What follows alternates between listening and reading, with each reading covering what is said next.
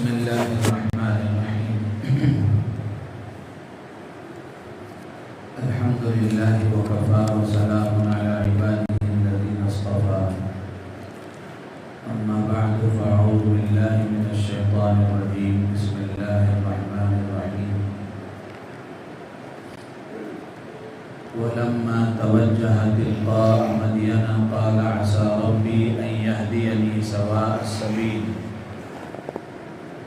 ولما ورد ماء مدين وجد عليه أمة من الناس يسقون ووجد من دونهم امرأتين تذودان قال ما خطبكما قالتا لا نسقي حتى يصدر الرعاء وأبونا شيخ كبير. صدق الله العظيم. محترم بزرگ و عزیز دوستو، یہ سورہ قصص 20ویں پارے کی آیتیں آپ حضرات کے سامنے پڑھی گئی. اس آیت میں اللہ تعالیٰ نے حضرت موسیٰ علیہ السلام کا ایک واقعہ نقل فرمایا ہے.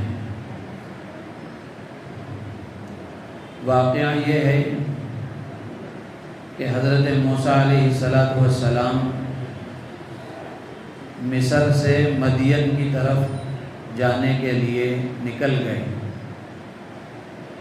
اور مصر سے اس لیے نکلے کہ وہاں ایک واقعہ پیش آیا جس کی وجہ سے مصر کی حکومت کی طرف سے آپ کے اریسٹ کا وارنٹ جاری ہوا تھا اور آپ کے قتل کا منصوبہ بنایا جا رہا تھا.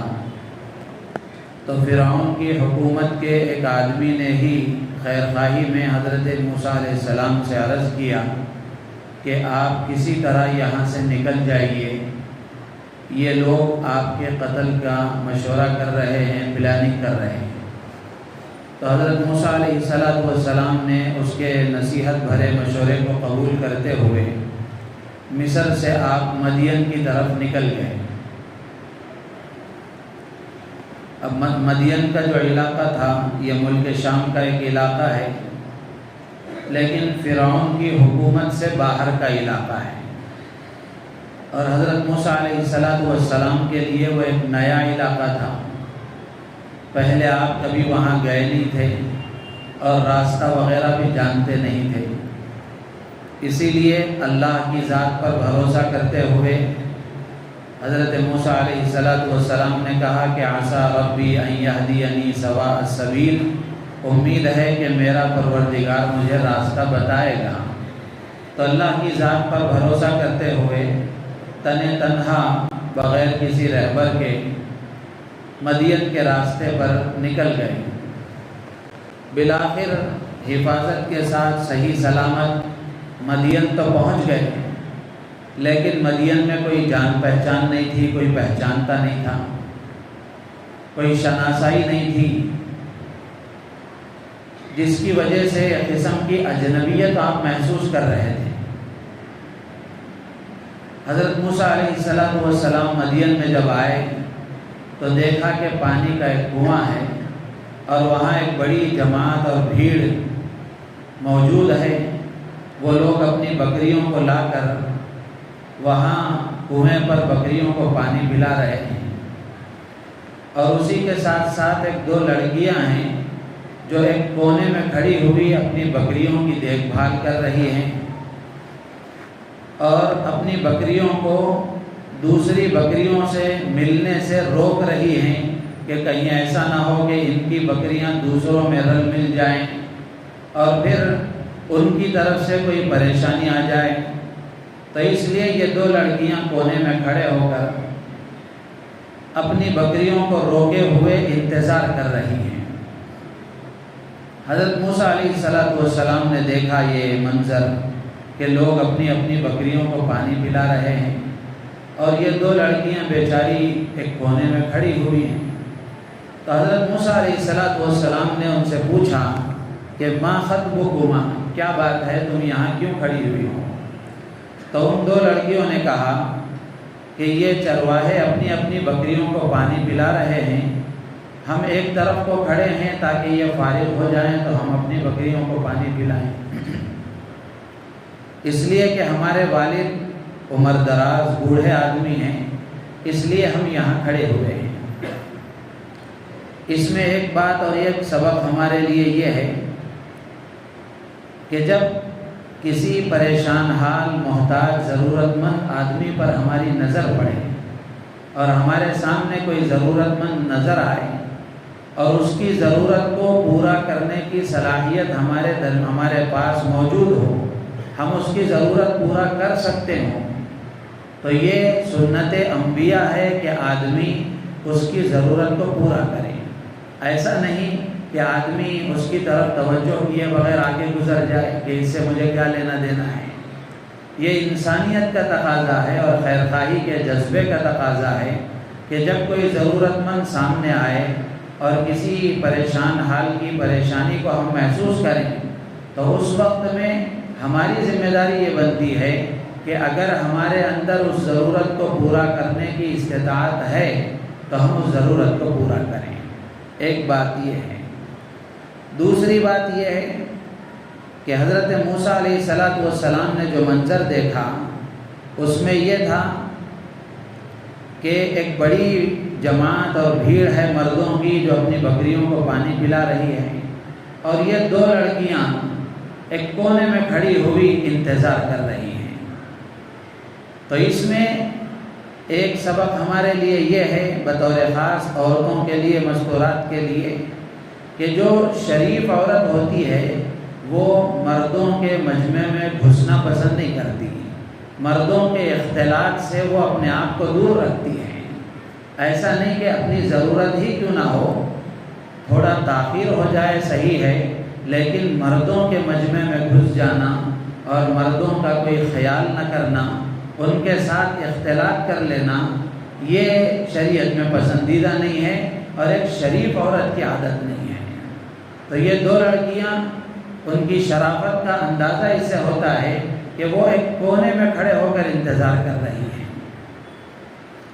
تیسری بات یہ ہے کہ یہاں ایک سوال ذہن میں یہ آ سکتا ہے کہ کیا ان کے والد یا کوئی اور ایسا آدمی نہیں تھا جو ان کے بجائے ان کی بکریوں کو چراتا اور ان کو پانی پلاتا؟ ان لڑکیوں کو پانی پلانے کی ضرورت کیوں پیش آ گئی؟ تو ان لڑکیوں نے اپنی گفتگو میں اس کا بھی جواب دے دیا۔ ان لڑکیوں نے کہا کہ وہ ابونا شیخ کبیر، کہ ہمارے والد بہت بوڑھے ہیں، وہ بکریوں کو چرا نہیں سکتے، ان کو پانی پلا نہیں سکتے، جس کی وجہ سے مجبوری میں ہم یہ کام کر رہے ہیں۔ تو حضرت موسیٰ علیہ السلام نے ان کی بکریوں کو لے کر پانی پلایا اور پھر اس کے بعد ان کی بکریوں کو ان کے حوالے کر دیا۔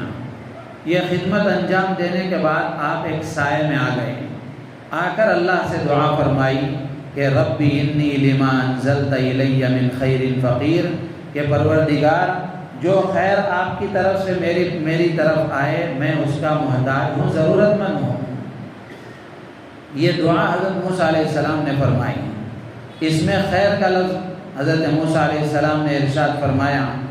حضرات مفسرین لکھتے ہیں کہ اس خیر کے معنی میں بہت عموم ہے، یعنی حضرت موسیٰ علیہ السلام اللہ سے یہ مانگ رہے ہیں کہ ایک لمبا سفر کر کے آئے ہیں، سفر کی وجہ سے تھکان بھی ہے، بھوک بھی ہے اور اجنبیت بھی ہے، رہنے کے لیے کوئی ٹھکانہ بھی نہیں ہے، تو اس خیر میں بھوک کو دور کرنے کا انتظام بھی اللہ سے مانگ رہے ہیں، غذا کا بھی اس میں اللہ کے سامنے سوال ہے، اور اسی طریقے سے رہنے کے لیے ٹھکانے اور مقام کا بھی سوال ہے، اور آپ اس علاقے میں اجنبی ہیں تو جان و مال کے لیے امن و امان کا بھی سوال ہے۔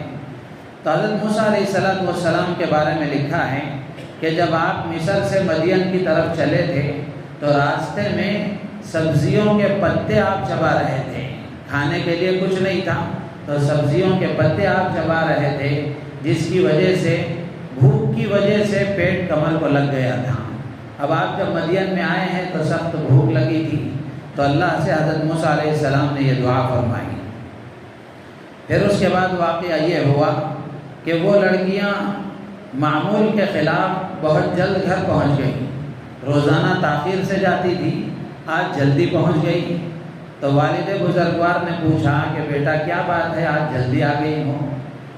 تو انہوں نے قصہ سنایا جو پیش آیا کہ ایک محسن آدمی، اس نے ہمارے ساتھ احسان کا معاملہ کیا کہ ہماری بکریوں کو اس نے جلدی پانی پلا دیا، جس کی وجہ سے ہم جلدی آ گئی۔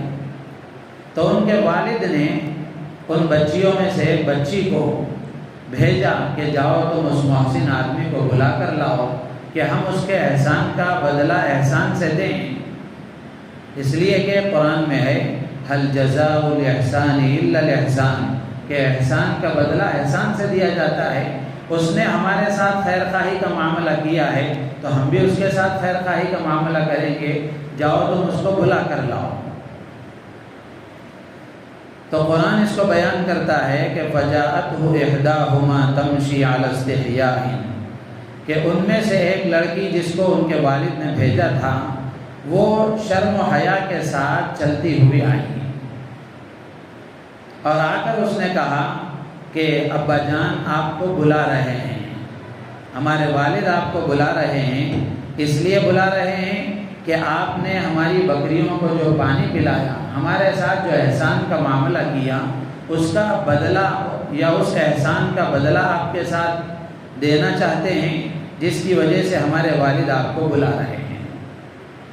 اس میں ایک بات حضرات مفسرین نے یہ لکھی ہے کہ قرآن نے اس لڑکی کے آنے کو بیان کرتے ہوئے جو الفاظ استعمال فرمائے وہ یہ کہ وہ لڑکی جس کو ان کے والد نے بھیجا تھا وہ شرم و حیا کے ساتھ چلتی ہوئی آئی۔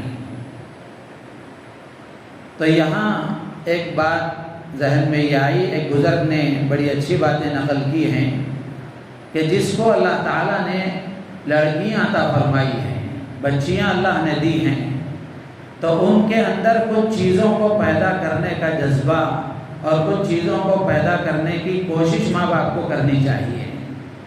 بچیوں کے اندر کچھ چیزیں پیدا کرنے کی کوشش کرنی چاہیے۔ تربیت کس انداز سے ہونی چاہیے؟ پہلی بات تو یہ ہے کہ بچیوں کو یہ سمجھایا جائے کہ پاک دامنی کی زندگی گزاریں، شرم و حیا کے ساتھ زندگی گزاریں، شرم و حیا کے تقاضوں کو ہر حال میں پورا کریں، کسی لمحہ بھی شرم و حیا کا دامن ہاتھ سے جانے نہ دیں۔ سرکار دو عالم صلی اللہ علیہ وسلم کی صاحبزادی خاتون جنت حضرت فاطمہ الزہرا رضی اللہ تعالیٰ عنہ کتنی باحیا اور باکردار پاک دامن خاتون تھی۔ ایک مرتبہ سرکار دو عالم صلی اللہ علیہ وسلم نے صحابہ کرام سے ایک سوال فرمایا۔ آپ نے پوچھا کہ بتاؤ بہترین عورت کون ہے؟ تو کسی نے کچھ جواب دیا، کسی نے کچھ جواب دیا۔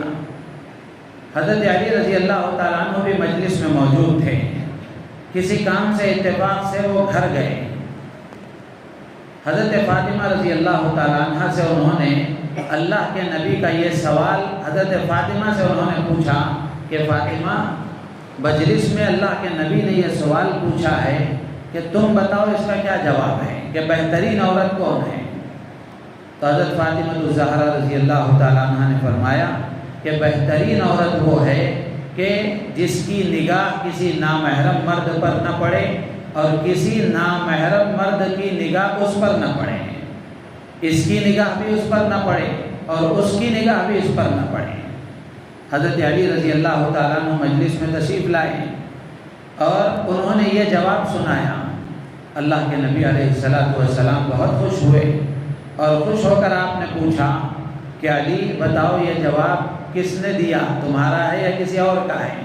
تو حضرت علی رضی اللہ تعالیٰ عنہ نے فرمایا کہ میں کسی کام سے گھر گیا تھا اور فاطمہ سے میں نے یہ جواب پوچھا تو فاطمہ نے یہ کہا ہے۔ تو اللہ کے نبی علیہ السلام نے فرمایا کہ فاطمہ بضعۃ منی، فاطمہ میرے جگر کا ٹکڑا ہے۔ تو حضرت فاطمہ رضی اللہ تعالیٰ عنہ نہایت باحیا خاتون تھی اور باحیا باکردار خاتون تھی۔ یہ ہماری عورتوں کے لیے نمونہ ہے، حتیٰ کہ حیا کا اتنا لحاظ تھا کہ انتقال سے پہلے اپنے شوہر حضرت علی سے کہتی ہیں کہ جب میرا انتقال ہو جائے تو جنازہ رات کے اندھیرے میں اٹھانا، دن میں نہ اٹھانا۔ وہ اس لیے کہ اگرچہ کہ میت کپڑے میں لپٹی ہوئی ہوتی ہے لیکن قد چھوٹا ہے، لمبا ہے، یہ نظر آتا ہے۔ جسامت کیسی ہے، جسم موٹا ہے، دبلا ہے، یہ نظر آتا ہے۔ اس لیے حضرت فاطمہ رضی اللہ تعالیٰ عنہ نے فرمایا کہ رات کے اندھیرے میں میرا جنازہ اٹھانا۔ تو اس سے اندازہ لگائیں کہ کتنا حیا کا لحاظ تھا، کتنا شرم کا لحاظ تھا۔ اسی طرح عفیفہ کائنات حضرت عائشہ صدیقہ رضی اللہ تعالیٰ عنہ کتنی باحیا خاتون تھی اور کتنی پاک دامن خاتون تھی۔ ان کی حیا اور ان کی پاک دامنی کا اندازہ لگانے کے لیے اتنی بات کافی ہے کہ وہ اللہ کے نبی علیہ الصلوۃ والسلام کی زوجیت میں تھی، آپ کی بیوی تھی۔ قرآن میں اللہ نے فرمایا الطیبات للطیبین، پاک عورتیں پاک مردوں کو ملتی ہیں۔ تو حضرت عائشہ رضی اللہ تعالیٰ عنہ کتنی پاک باز اور کتنی پاک دامن تھی کہ وہ نبی پاک صلی اللہ تعالیٰ علیہ وسلم کی زوجیت میں آئیں۔ حتیٰ کہ ان پر جب الزام لگایا گیا تو ان کے الزام کا رد کرنے کے لیے اللہ نے کسی انسان کا استعمال نہیں فرمایا، بلکہ خود ان کے الزام کو رد کرنے کے لیے اللہ نے وحی نازل فرمائی۔ سورہ نور کی آیتیں اللہ نے بیان فرمائی۔ تو اتنی پاک باز خاتون تھی۔ تو جن کو اللہ نے لڑکیاں عطا فرمائی ہیں تو تربیت اس پہلو کے ساتھ کرنی چاہیے، بچپن ہی سے بچوں کے اندر حیا اور شرم اور پاک دامنی، یہ جذبہ بچپن ہی سے پروان چڑھنا چاہیے۔ ہر موقع پر بچیوں کو یہ سمجھایا جائے، سکھایا جائے، لباس کے اعتبار سے، رہن سہن کے اعتبار سے۔ اگر بچپن سے یہ تربیت کی جائے تو آگے چل کر آج جو واقعات اور حالات ہم دیکھ رہے ہیں یہ حالات ایک حد تک کم ہو سکتے ہیں۔ اسی طرح بچیوں کی تربیت کے حوالے سے ایک بات یہ ہے کہ بچیوں کے اندر نیکیوں کا جذبہ، نیکیوں کا اور عبادتوں میں آگے بڑھنے کا جذبہ پیدا کیا جائے۔ اچھی نماز پڑھنے والی ہم اپنی بچی کو بنائیں، اچھا قرآن پڑھنے والی بنائیں، اچھے روزے رکھنے والی بنائیں۔ اگر اپنی بچیوں کو استحضار والی، اچھی اور عمدہ نماز پڑھنے والی اگر ہم بنائیں گے، اللہ کی ذات عالی سے امید ہے وہ غلط راستے پر نہیں جائے گی۔ اس لیے کہ نماز کی تاثیر ہے کہ نماز آدمی کو غلط کاموں سے روک دیتی ہے۔ تو نیکی کا جذبہ، عبادتوں میں آگے بڑھنے کا جذبہ بچیوں کے اندر شروع ہی سے پیدا کرنا چاہیے۔ حضرت فاطمہ الزہرا رضی اللہ تعالیٰ عنہ ایک مرتبہ سردی کی لمبی راتوں میں تہجد کی نماز پڑھ رہی تھی۔ 2 رکعت نماز کی انہوں نے نیت باندھی۔ جب سلام پھیرا تو دیکھا کہ فجر کا وقت ہو گیا، تو اللہ کے سامنے عرض کرنے لگی پروردگار تیری راتیں کتنی چھوٹی ہیں کہ 2 رکعت میں پوری رات گزر گئی۔ تو اس لیے اپنی بچیوں کے اندر تربیت کے حوالے سے ایک بات یہ ہے کہ عبادتوں کا شوق بچیوں کے اندر پیدا کیا جائے، قرآن پڑھنے کا شوق پیدا کیا جائے، اچھی نماز پڑھنے کا شوق پیدا کیا جائے، اچھی کتابیں پڑھنے کا شوق پیدا کیا جائے۔ صحابیات کی اور تابعین عورتیں جو گزری ہیں اور نیک اللہ کی بندیاں جو گزری ہیں، ان کی زندگیوں کو پڑھنے کا شوق پیدا کیا جائے۔ بچپن ہی سے اگر اس ماحول پر بچیوں کو لایا جائے گا تو اللہ کی ذات سے امید ہے کہ ہماری بچیاں بد کردار نہیں بنیں گی، غلط راستے پر نہیں جائیں گی، آگے چل کر ہمارے لیے وبال جان نہیں بنیں گی اور ہمارے لیے بدنما داغ نہیں بنیں گی۔ اسی طرح ایک بات یہ ہے کہ اپنی بچیوں کے اندر خدمت کا جذبہ پیدا کیا جائے، بچپن ہی سے خدمت کا جذبہ پیدا کیا جائے کہ بچیوں کے اندر یہ جذبہ ہو کہ وہ ماں کی خدمت کرے، باپ کی خدمت کرے، بھائیوں کی خدمت کرے، گھر کے افراد کی خدمت کرے۔ اگر خدمت کا جذبہ پیدا کیا جائے گا تو یہ خدمت کا زیور ایسا زیور ہے جو عورت اس زیور کو پہن لیتی ہے وہ سب سے زیادہ خوبصورت نظر آتی ہے، وہ ہر معاشرے میں سب کے دلوں پر راج کرتی ہے، سب اس سے محبت کرتے ہیں، سب اس کو پسند کرتے ہیں۔ لوگ کہتے ہیں کیسی خدمت گزار عورت ہے، ہر ایک کے ساتھ خدمت کا معاملہ۔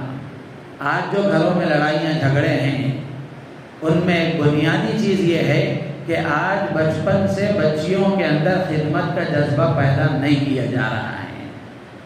لاڑ و پیار میں گھروں میں بچیاں بڑی ہو جاتی ہیں لیکن نہ کھانا پکانا سیکھتی ہیں، نہ گھر سنبھالنا سیکھتی ہیں، نہ گھر کے کام انجام دینا سیکھتی ہیں۔